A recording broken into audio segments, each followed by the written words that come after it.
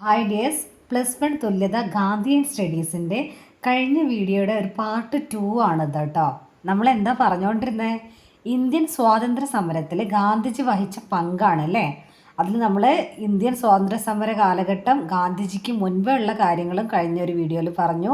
അതുപോലെ ചമ്പാരൻ, അഹമ്മദാബാദ്, ഖേദ സത്യാഗ്രഹം, ഇതൊക്കെ നമ്മൾ കഴിഞ്ഞൊരു വീഡിയോയിൽ ഡീറ്റെയിൽഡ് ആയിട്ട് നമ്മൾ ഡിസ്കസ് ചെയ്തിട്ടുണ്ട് അല്ലേ. അപ്പോൾ ഇനി നമ്മൾ പറയാൻ വേണ്ടി പോകുന്നത് ആദ്യം റൗലറ്റ് ആക്ടിനെ കുറിച്ചാണ് കേട്ടോ. റൗലറ്റ് ആക്ട് ആണ് 1919 കേട്ടോ. അത് 1919 ബ്രിട്ടീഷ് സർക്കാർ പാസ്സാക്കിയിട്ടുള്ള കരിനിയമമാണ് റൗലറ്റ് ആക്ട് എന്ന് പറയുന്നത്. ഏതാണ്? 1919 ആരാണ് പാസ്സാക്കിയത്? ബ്രിട്ടീഷ് സർക്കാരാണല്ലേ. അവർ പാസ്സാക്കിയിട്ടുള്ള കരിനിയമമാണ് റൗലറ്റ് ആക്ട്. ഇന്ത്യയിലെ ദേശീയ പ്രസ്ഥാനങ്ങളെ അടിച്ചമർത്തുക എന്നതാണ് ഇതിൻ്റെ പ്രധാനപ്പെട്ട ലക്ഷ്യം. ഇന്ത്യയിലെ ദേശീയ പ്രസ്ഥാനങ്ങളെ അടിച്ചമർത്തുക എന്നതായിരുന്നു ഈ നിയമത്തിൻ്റെ പ്രധാന ലക്ഷ്യം എന്ന് പറയുന്നത്.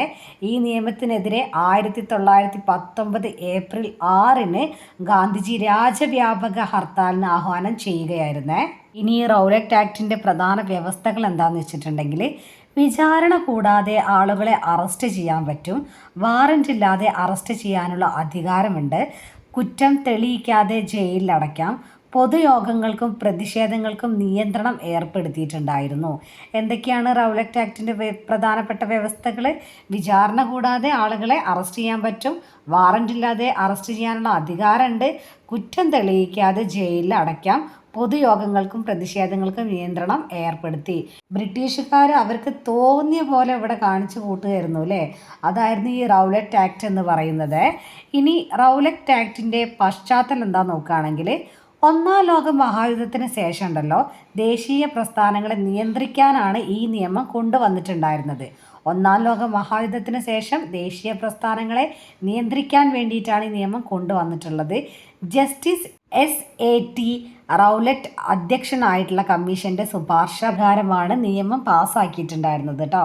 ജസ്റ്റിസ് SAT റൗലറ്റ് അധ്യക്ഷനായിട്ടുള്ള കമ്മീഷൻ്റെ ശുപാർശ പ്രകാരമാണ് നിയമം പാസ്സാക്കിയിട്ടുള്ളത്. അതുകൊണ്ട് ഈ നിയമം എന്ത് പേരിൽ അറിയപ്പെട്ടു? റൗലറ്റ് ആക്ട് എന്നുള്ള പേരിൽ അറിയപ്പെട്ടു. ഇനി ഈ റൗലറ്റ് ആക്ടിൻ്റെ സത്യാഗ്രഹം എങ്ങനെയാണെന്ന് വെച്ചാൽ, ഗാന്ധിജി രാജ്യവ്യാപകമായിട്ട് ഹർത്താലും സത്യാഗ്രഹവും സംഘടിപ്പിച്ചിട്ടുണ്ടായിരുന്നു. രാജ്യത്തിൻ്റെ പല ഭാഗങ്ങളിലും ശക്തമായിട്ടുള്ള പ്രതിഷേധങ്ങൾ നടന്നിട്ടുണ്ട്. പിന്നെ പഞ്ചാബിൽ പ്രതിഷേധം കൂടുതൽ ശക്തമായിട്ടുണ്ടായിരുന്നു. ഇതാണ് കേട്ടോ റൗലറ്റ് ആക്ട് എന്ന് പറയുന്നത്.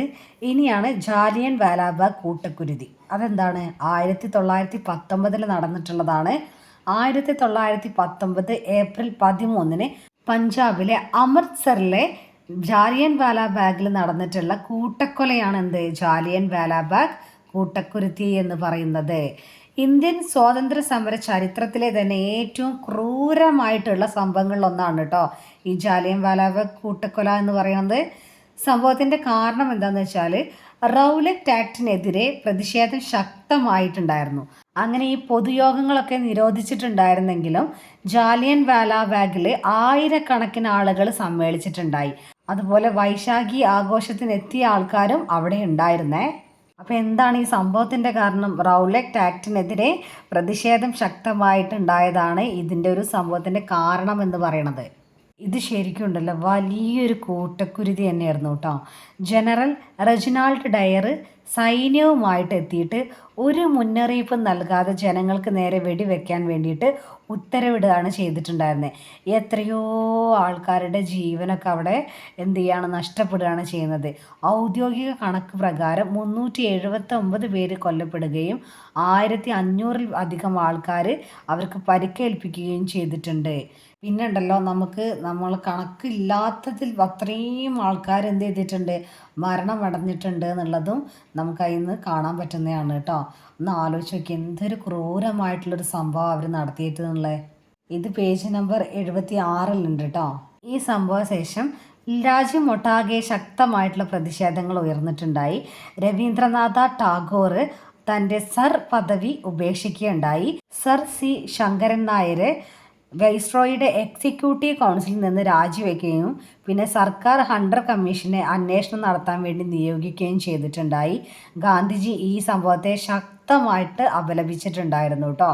ഇനി നിങ്ങൾ ആ സ്ക്രീനിലേക്ക് ഒന്ന് നോക്കി, നിങ്ങൾക്ക് പരീക്ഷയ്ക്ക് ഓർമ്മിക്കേണ്ട എക്സ്ട്രാ പോയിന്റ്സ് ഞാനിവിടെ നോട്ട് ചെയ്തിട്ടുണ്ട്. ഇത് വൺ വേർഡിനൊക്കെ ചോദിക്കാൻ പറ്റുന്ന ചോദ്യങ്ങളാണ് കേട്ടോ. റൗലറ്റ് ആക്ട് എന്നാണ് ഇയർ? 1919. ഇതിനെതിരായിട്ട് ഗാന്ധിജി രാജ്യം ഒട്ടാകെ ഹർത്താൽ ആഹ്വാനം ചെയ്തത് എപ്പോഴാണ്? 1919 ഏപ്രിൽ 6 ഇനി ജാലിയൻ വാലാബാഗ് കൂട്ടക്കുരുതി എന്നാണ്? 1919 ഏപ്രിൽ 13 സ്ഥലം എവിടെയാണ്? അമൃത്സറിലാണ്, പഞ്ചാബിൽ. നിയമം റൗലറ്റ് ആക്ട്, കരിനിയമമാണ്. കമ്മീഷൻ ഏതാണ് വെച്ചിട്ടുള്ളത്? SAT റൗലറ്റ് കമ്മീഷനാണ്. ഏതിൻ്റെ? റൗലറ്റ് ആക്ടിൻ്റെ അല്ലേ. വെടിവെപ്പിന് നേതൃത്വം നൽകിയത് ആരായിരുന്നു? ജനറൽ റെജിനാൾഡ് ഡയറാണ്. അന്വേഷണ കമ്മീഷൻ ആരായിരുന്നു? ഹണ്ടർ കമ്മീഷനാണ്. സർ പദവി ഉപേക്ഷിച്ചത് ആരാണ്? രവീന്ദ്രനാഥ ടാഗോറാണ്. രാജിവെച്ചത് sir C Sankaran Nair. Okay അല്ലേ? ഇത് നിങ്ങൾ ഓർത്ത് വെക്കാൻ വേണ്ടി ജസ്റ്റ് എക്സ്ട്രാ പോയിന്റ്സ് കൊടുത്തു എന്നുള്ളൂ കേട്ടോ. ഇനി ഖിലാഫത്ത് പ്രസ്ഥാനത്തിനെ കുറിച്ചാണ് പറയുന്നത് കേട്ടോ.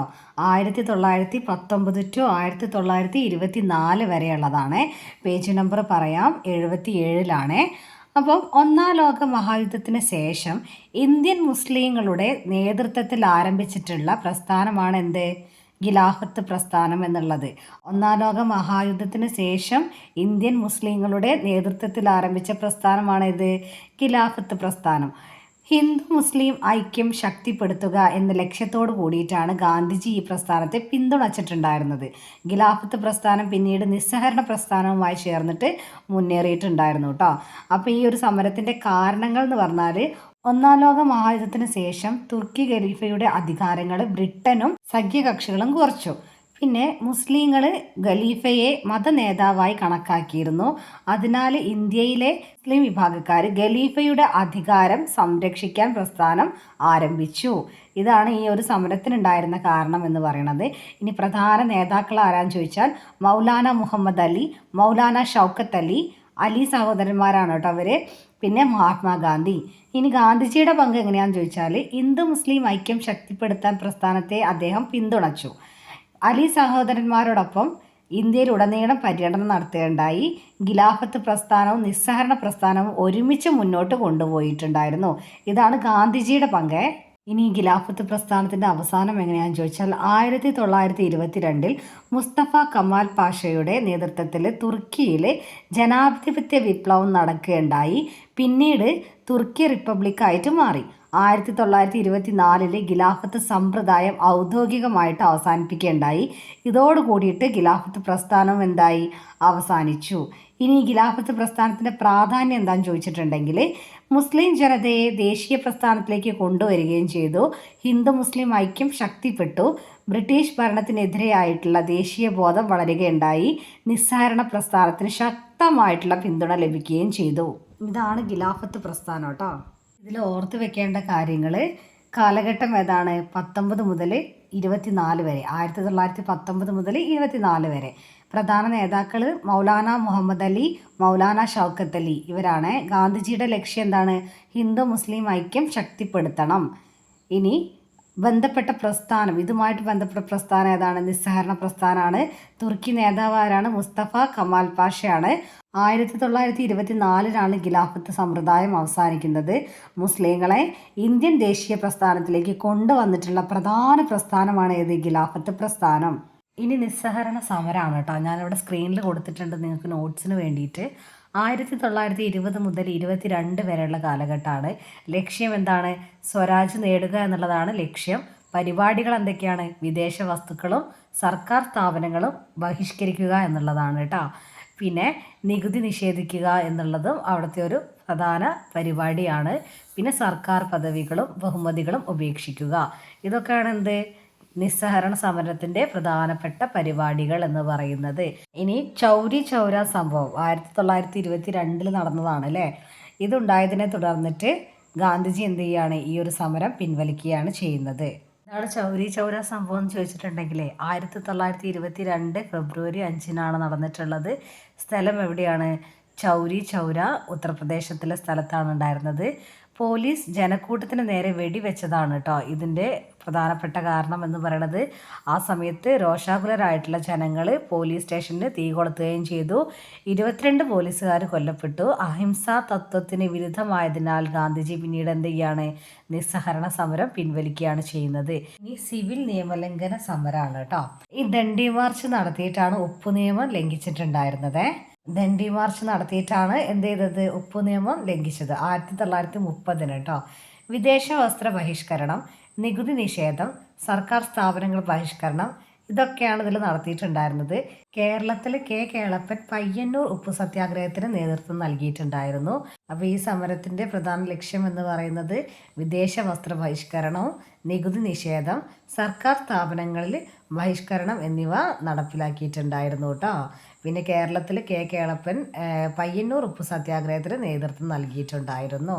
+2 നമ്മുടെ ഹിസ്റ്ററിയിൽ വരുന്നൊരു ചാപ്റ്റർ ഉണ്ട് മഹാത്മാഗാന്ധിനെ കുറിച്ചിട്ടുള്ള. അതിൽ നമ്മൾ ഡീറ്റെയിൽഡ് ആയിട്ട് ആ ഒരു ചാപ്റ്ററിനെ കുറിച്ച് നമ്മൾ പറയുന്നുണ്ട് കേട്ടോ. അതൊക്കെ വളരെ ഇമ്പോർട്ടൻ്റ് ആയിട്ടുള്ള ഭാഗമാണ്. അത് തന്നെയാണ് നിങ്ങൾക്ക് ഏതിലും പഠിക്കാനുള്ള ഈ ഒരു ഗാന്ധിയൻ സ്റ്റഡീസിൽ പഠിക്കാനുള്ളത് കേട്ടോ. നെക്സ്റ്റ് ആണ് ഗാന്ധി ഇർവിൻ ഉടമ്പടി 1931 ഇതെന്താ വെച്ചാൽ രാഷ്ട്രീയ തടവുകാരെ മോചിപ്പിച്ചുണ്ടായിട്ടുണ്ട്. പിന്നെ ഇന്ത്യക്കാർക്ക് ഉപ്പുണ്ടാക്കാനുള്ള അനുമതി ഇത് നൽകുന്നുണ്ട്. ഗാന്ധിജി സിവിൽ നിയമലംഘന സമരം താൽക്കാലികമായിട്ട് ഇത് എന്ത് ചെയ്യാണ്, ഈ ഉടമ്പടി പ്രകാരം അവസാനിപ്പിക്കുകയാണ് ചെയ്യുന്നത്. ഒന്നുകൂടി പറയാം, 1937 ഈ ഗാന്ധി ഇർവിൻ ഉടമ്പടി നടക്കുന്നത്. രാഷ്ട്രീയ തടവുകാരെ മോചിപ്പിച്ചു, ഇന്ത്യക്കാർക്ക് ഉപ്പുണ്ടാക്കാനുള്ള അനുമതി ഇത് നൽകിയിട്ടുണ്ട്. പിന്നെ ഗാന്ധിജി സിവിൽ നിയമലംഘന സമരം താൽക്കാലികമായിട്ട് എന്ത് ചെയ്യുന്നുണ്ട്, അവസാനിപ്പിക്കുന്നുണ്ട്. ഇനി എന്താണ് പൂന കരാർ എന്നുള്ളത് നോക്കാം. 1932 കേട്ടോ പൂന കരാർ. എന്താണെന്ന് വെച്ചാൽ സാമുദായിക പുരസ്കാരത്തെ ഗാന്ധിജി എതിർക്കുകയുണ്ടായി. പിന്നെ ഗാന്ധിജിയും അംബേദ്കറും തമ്മിൽ പൂന കരാർ ഉണ്ടായി.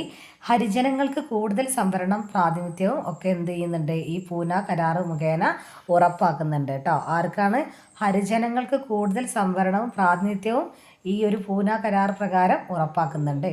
അടുത്തത് യുദ്ധവിരുദ്ധ സത്യാഗ്രഹമാണ് 1940. 1940 ഗാന്ധിജി വ്യക്തിഗത സത്യാഗ്രഹം ആരംഭിക്കുകയുണ്ടായി. അതായത് ഇൻഡിവിജ്വൽ സത്യാഗ്രഹം ആരംഭിക്കുകയുണ്ടായി കേട്ടോ. ലക്ഷ്യം എന്താ വെച്ചാൽ ബ്രിട്ടൻ്റെ യുദ്ധനയത്തെ എതിർക്കുകയും അഭിപ്രായ സ്വാതന്ത്ര്യം സംരക്ഷിക്കുകയും ചെയ്യുക എന്നുള്ളതായിരുന്നു കേട്ടോ. എന്താണ് യുദ്ധവിരുദ്ധ സത്യാഗ്രഹത്തിൻ്റെ ലക്ഷ്യം എന്ന് പറയുന്നത്? ബ്രിട്ടൻ്റെ യുദ്ധനയത്തെ എതിർക്കുകയും അഭിപ്രായ സ്വാതന്ത്ര്യം സംരക്ഷിക്കുകയും ചെയ്യുക. വിനോബ ഭാവെ ആദ്യ വ്യക്തി സത്യാഗ്രഹിയായിരുന്നേ. തുടർന്ന് നിരവധി പേര് സത്യാഗ്രഹം നടത്തി അറസ്റ്റിലായിട്ടുണ്ട്. 1941 ഡിസംബർ 4 സത്യാഗ്രഹികളെ മോചിപ്പിച്ചു. ഇതിൻ്റെ പ്രധാന പ്രത്യേകത എന്താണെന്ന് ചോദിച്ചിട്ടുണ്ടെങ്കിൽ വ്യക്തിതലത്തിൽ സത്യാഗ്രഹം നടത്താമെന്ന് ഗാന്ധിജി തെളിയിച്ചിട്ടുണ്ടായിരുന്നു. പിന്നെ ബ്രിട്ടൻ്റെ യുദ്ധനയത്തിനെതിരെ ഗാന്ധിജി ആദ്യമായി തുറന്ന എതിർപ്പ് പ്രകടിപ്പിച്ചത് ഈ ഒരു യുദ്ധവിരുദ്ധ സത്യാഗ്രഹത്തിലൂടെയായിരുന്നു. ഒരു ഏകദേശം മെസ്സേജ് വന്നിട്ടുണ്ടെങ്കിൽ ഇത്രയൊക്കെ എഴുതിയാൽ മതി കേട്ടോ. ഇന്ത്യൻ സ്വാതന്ത്ര്യ സമരത്തിൽ ഗാന്ധിജി വഹിച്ചിട്ടുള്ള പങ്ക് എന്ന് പറയുന്നത്. അപ്പോൾ നമ്മൾ കഴിഞ്ഞ 2 വീഡിയോസായിട്ട്, അതായത് കഴിഞ്ഞൊരു വീഡിയോയും ഈ ഒരു വീഡിയോസായിട്ട് നമ്മൾ ഇന്ത്യൻ സ്വാതന്ത്ര്യ സമരത്തിൽ ഗാന്ധിജി വഹിച്ചിട്ടുള്ള പങ്കുകളെ കുറിച്ചിട്ടാണ് ചർച്ച ചെയ്തത് കേട്ടോ. അപ്പോൾ നന്നായിട്ട് എഴുതുക. എപ്പോൾ രസം എഴുതുന്ന സമയത്താണെങ്കിലും നിങ്ങൾ എന്തെഴുതണം, ആദ്യം ഒരു ഇൻട്രൊഡക്ഷൻ അല്ലാതെ ആമുഖം എഴുതണം. പിന്നെ നമ്മൾ എന്താണോ നമ്മളോട് പറഞ്ഞിട്ടുള്ളത്, സൂചകങ്ങൾ തന്നിട്ടുണ്ടെങ്കിൽ അതിൻ്റെ അടിസ്ഥാനത്തിൽ എഴുതുക. ആൻഡ് ലാസ്റ്റ് എന്ത് വേണം, ഒരു ഉപസംഹാരം അല്ലെങ്കിൽ ഒരു കൺക്ലൂഷൻ കൊടുക്കണം കേട്ടോ. അപ്പോൾ നന്നായിട്ട് പഠിക്കുക. All the very best. Thank you.